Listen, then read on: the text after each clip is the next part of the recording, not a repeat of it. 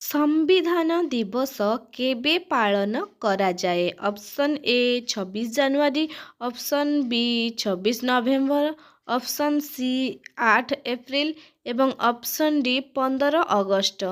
ଯଦି ଆପଣମାନେ ଏହାର ଉତ୍ତର ଜାଣିଛନ୍ତି ଜଲ୍ଦି ଜଲ୍ଦି କମେଣ୍ଟ ମାଧ୍ୟମରେ ଜଣାନ୍ତୁ।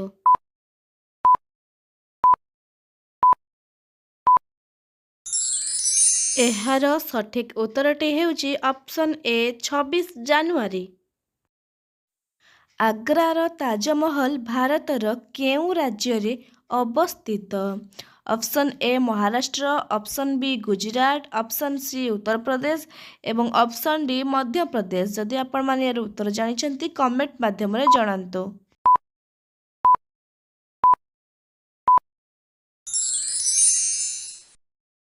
ଏହାର ସଠିକ୍ ଉତ୍ତରଟି ହେଉଛି ଉତ୍ତରପ୍ରଦେଶ।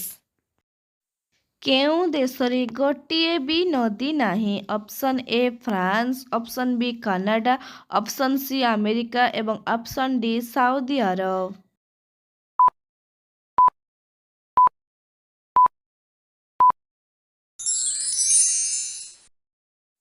ଏହାର ସଠିକ୍ ଉତ୍ତରଟି ହେଉଛି ସାଉଦି ଆରବ।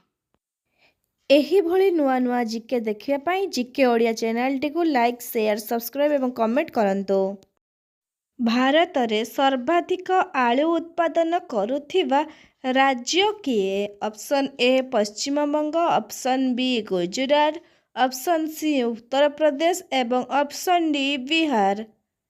ଯଦି ଆପଣମାନେ ଏହାର ଉତ୍ତର ଜାଣିଛନ୍ତି କମେଣ୍ଟ ମାଧ୍ୟମରେ ଜଣାନ୍ତୁ।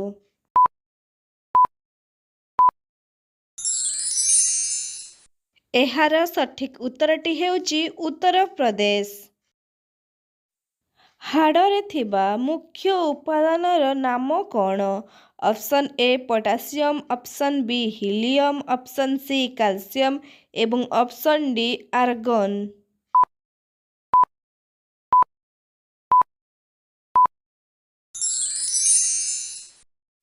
ହାଡ଼ରେ ଥିବା ମୁଖ୍ୟ ଉପାଦାନଟି ହେଉଛି କ୍ୟାଲସିୟମ୍। ବିଶ୍ୱର ସବୁଠାରୁ ଛୋଟ ଦେଶର ନାମ କ'ଣ? Option A Sri Lanka, option B ଚୀନ, ଅପସନ୍ ସି ଜାପାନ ଏବଂ ଅପସନ୍ ଡି ଭାଟିକାନ୍ ସିଟି। ଯଦି ଆପଣମାନେ ଏହାର ଉତ୍ତର ଜାଣିଛନ୍ତି ଜଲ୍ଦି ଜଲ୍ଦି କମେଣ୍ଟ ମାଧ୍ୟମରେ ଜଣାନ୍ତୁ।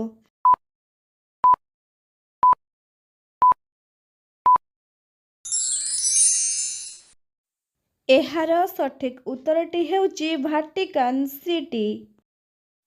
ପାଞ୍ଚ ନଦୀର ଭୂମି କେଉଁ ରାଜ୍ୟକୁ କୁହାଯାଏ? Option A Maharashtra, option B Paschimbanga, option C Punjab ଏବଂ ଅପସନ୍ ଡି ମଣିପୁର।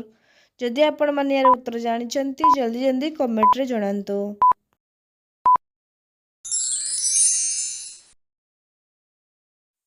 ଏହାର ଉତ୍ତରଟି ହେଉଛି ପଞ୍ଜାବ। କେଉଁ ଗ୍ରହକୁ ଲାଲ ଗ୍ରହ ବୋଲି କୁହାଯାଏ? ଅପସନ୍ ଏ ବୁଧ, ଅପସନ୍ ବି ଶୁକ୍ର, ଅପସନ୍ ସି ମଙ୍ଗଳ ଏବଂ ଅପସନ୍ ଡି ପୃଥିବୀ।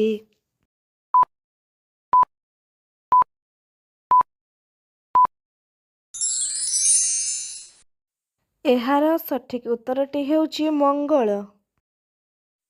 ଚାହା ଚାଷ ସର୍ବପ୍ରଥମେ କେଉଁ ଦେଶରେ ହୋଇଥିଲା? Option A Bharat, option B ଚୀନ, ଅପସନ୍ ସି ଫ୍ରାନ୍ସ ଏବଂ ଅପସନ୍ ଡି ଇଂଲଣ୍ଡ।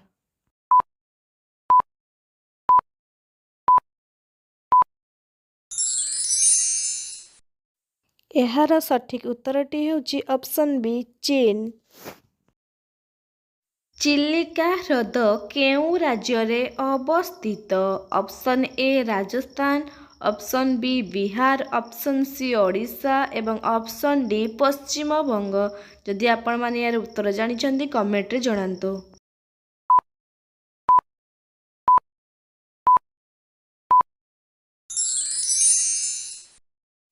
ଏହାର ଉତ୍ତରଟି ହେଉଛି ଓଡ଼ିଶା।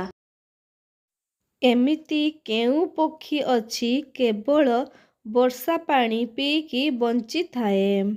ଅପସନ୍ ଏ ବଗ, ଅପସନ୍ ବି କୋଇଲି, ଅପସନ୍ ସି ଚାତକ ଏବଂ ଅପସନ୍ ଡି ବାଇଚଢ଼େଇ।